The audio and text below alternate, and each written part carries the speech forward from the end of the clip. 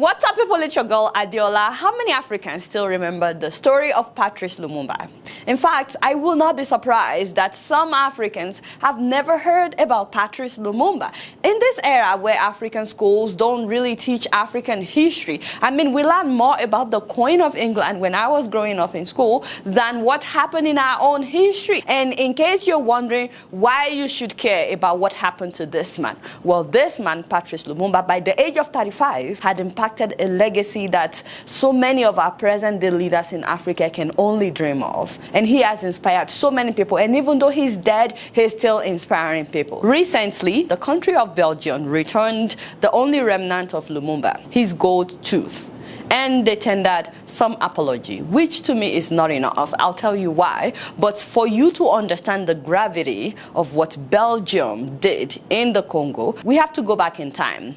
Before Belgium explorers arrived in the Congo, about 4 million Congolese people had been shipped out as slaves across the Atlantic Ocean to Brazil, to the US, and of course to the Caribbean. But in 1885, King Leopold II took over the country of Congo as his own personal property. That is something that I still cannot wrap my mind around. How anybody can decide that this new country, because of its natural resources and its beauty, is henceforth my personal property. How? We really need to talk about the Berlin Conference someday, when Africa was literally divided among colonialists as if Africa belonged to them. But even before then, even before the Berlin Conference, the US had recognized Belgium as the owner of the Congo. The country of Congo, by the way, is 77 times bigger than the country of Belgium. But because he had soldiers and they had guns, King Leopold, for 23 years, he unleashed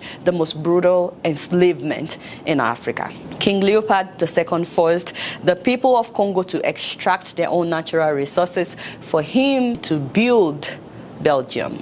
They were not seen as human beings, by the way, the people of Congo. In fact, animals were treated better than them.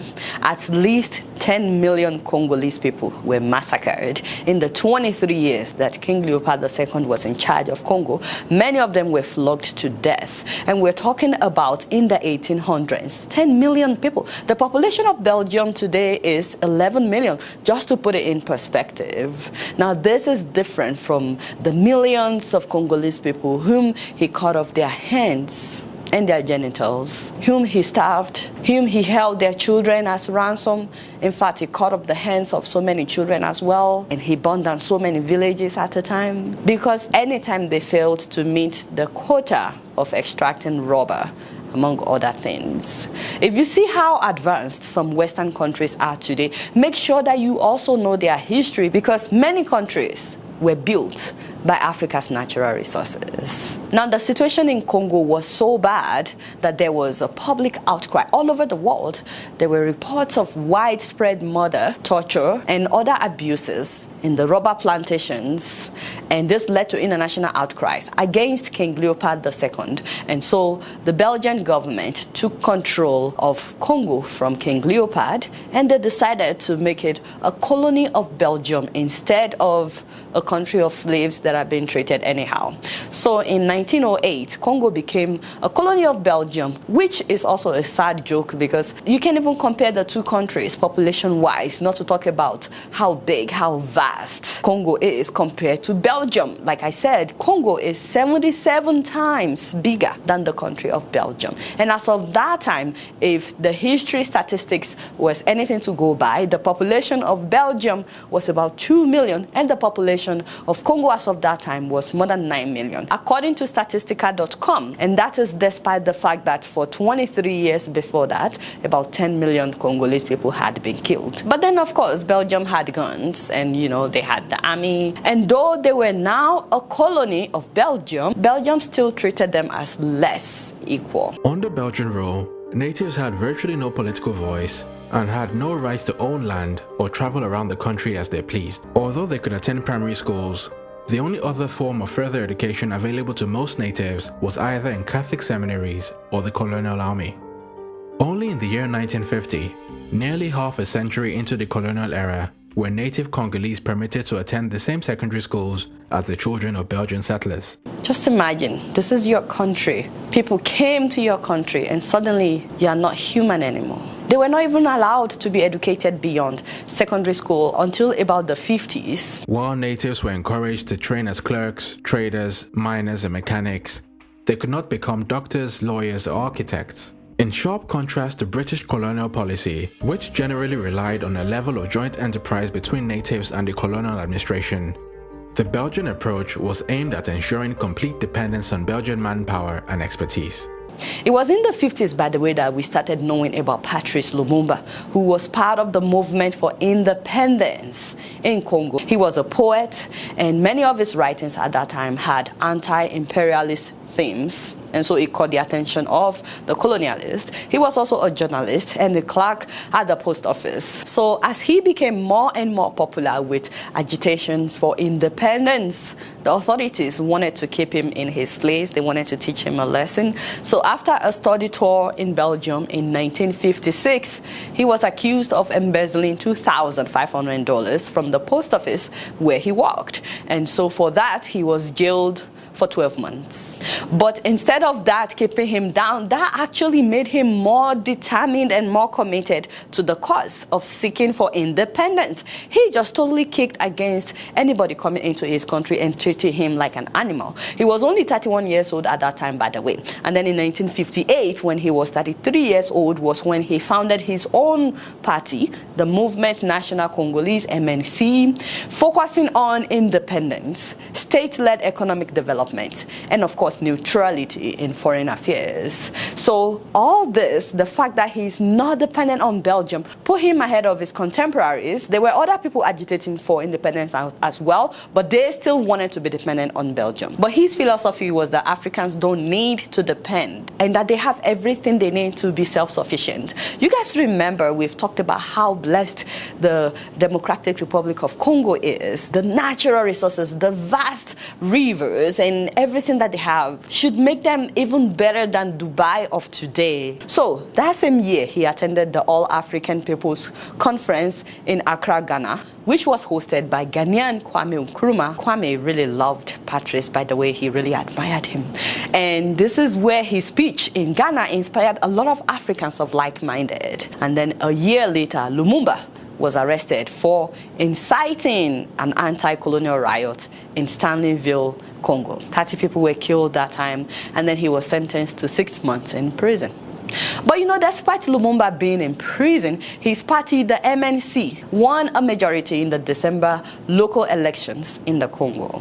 And as a result of strong pressure from delegates who were upset by Lumumba's trial, he was released and allowed to attend the Brussels conference, where it was decided that Congo would finally and formally become an independent country by June of that year, June 30th of 1960. And then on June 30th, 1960, Patrice became the first Prime Minister of Congo, and he gave a speech that the world did not forget. Les insultes, les coups que nous devions subir matin, midi et soir, parce que nous étions des nègres.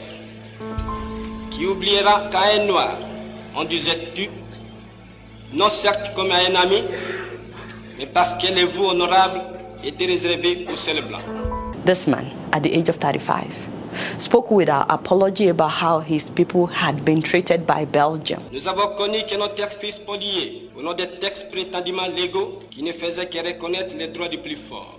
Nous avons connu que la loi n'était jamais la même, selon qu'il s'agissait d'un blanc ou d'un noir, accommodante pour les uns, cruelle et inhumaine pour les autres.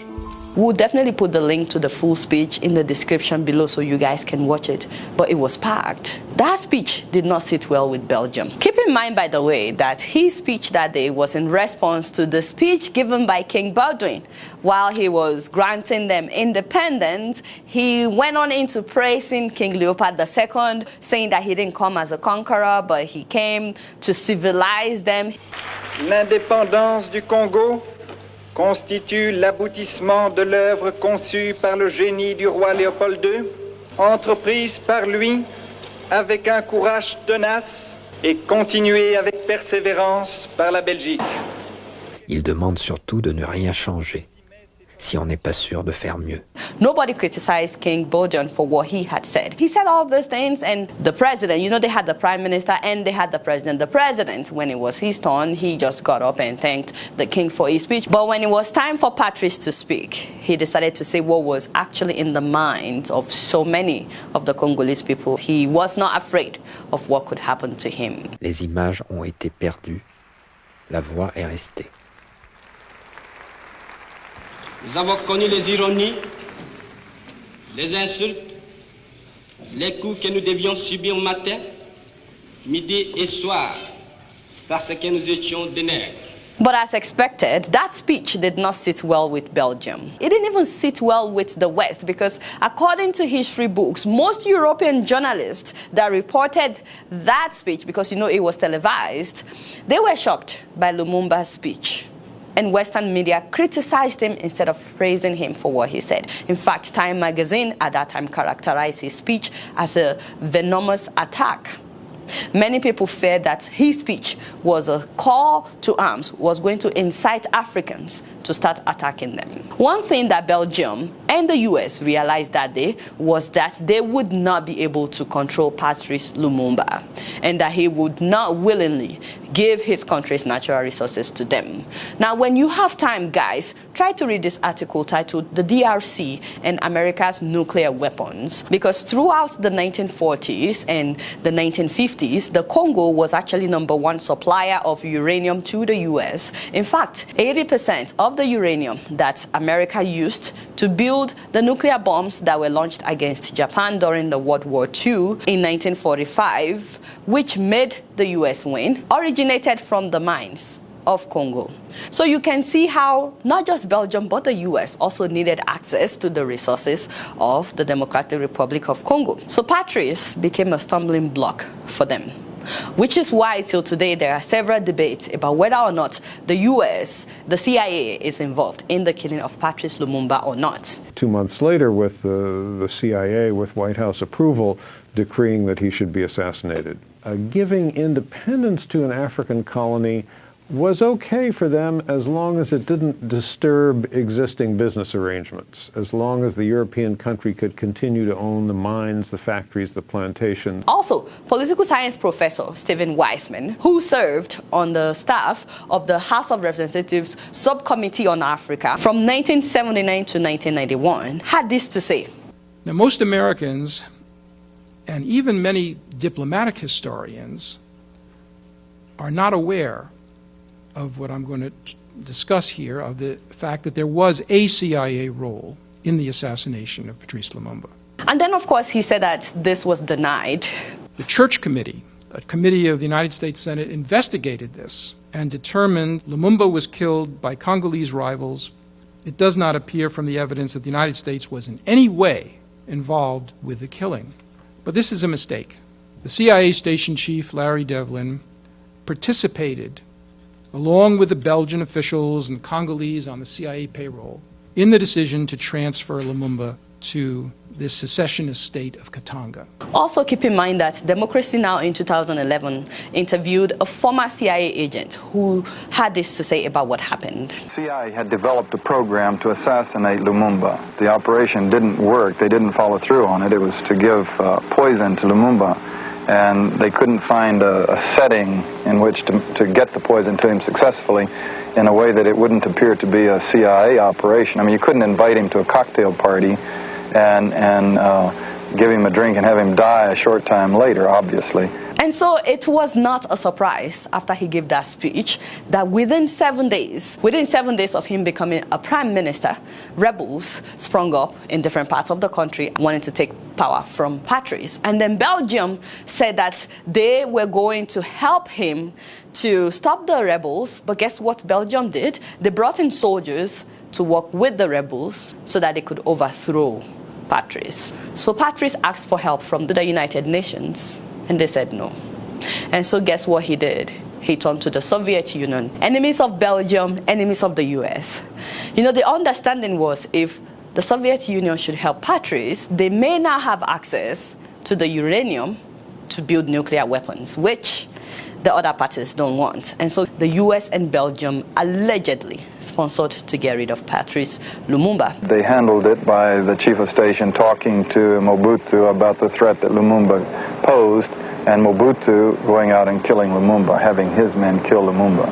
And did I mention that Patrice had a personal assistant by the name Mobutu Sese Seko? Mobutu Sese Seko used to be close to Patrice Lumumba. He used to be in the army, and he used to be an informant for the Belgians. And also he used to be a journalist. It breaks my heart because, to be honest with you, the summary of Patrice Lumumba's story is that we Africans are our own problem. There was nothing outsiders could do if there was no one inside willing to compromise. It's so unfortunate that someone that was close to him became the person that was used against him. And guess what? It's still happening today. We have never been united. If we were united, we wouldn't be where we are. If the people of Congo were united, first of all, there wouldn't be any uprising by any rebels in the first place. And if only Mobutu Sese Seko was not a sellout, Patrice Lumumba may still be alive today. We don't know. But by now, Patrice had trusted Mobutu so much so that when he became the prime minister, he gave Mobutu Sese Seko the office of the Secretary of State to the presidency. And then when the rebels started agitating in different parts of the country and the Belgium sided with the rebels, Patrice fired the Belgian military officers. And he made his confidant, Mobutu Sese Seko, the chief of staff of the army. By aligning himself to American and Belgian interests, Mobutu realized that he could use their military might to consolidate power for himself and create a perfectly symbiotic relationship between him and two of the world's most powerful countries. Someday we'll talk about Mobutu. Patrice had no idea that by making him the head of the army, he just gave him the resources he needed to overthrow him. Acting in collaboration with President Kasavubu, the Belgians and the Americans, Mobutu would go on to arrange for the capture and secret execution of the very same man that had brought him to the corridors of power. And I think I should let you guys know that he was 31 years old at that time when he decided to betray Patrice, when he decided to betray his own country for greed, for Belgium. And so he had him arrested.